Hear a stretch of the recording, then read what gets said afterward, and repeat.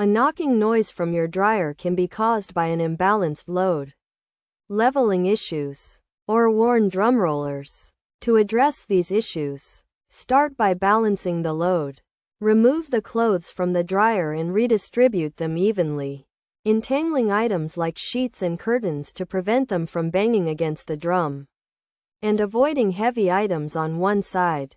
Once the load is balanced, resume the drying cycle. If the issue persists, check the dryer's leveling. Unplug the appliance, pull it away from the wall, and tilt it back to inspect the leveling legs for wear or damage.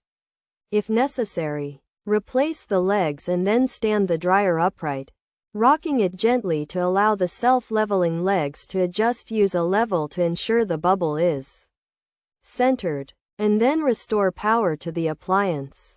In some cases, the knocking noise may be caused by worn drum rollers, which can be replaced by removing the top and front panels, accessing the bulkhead, and removing the worn rollers.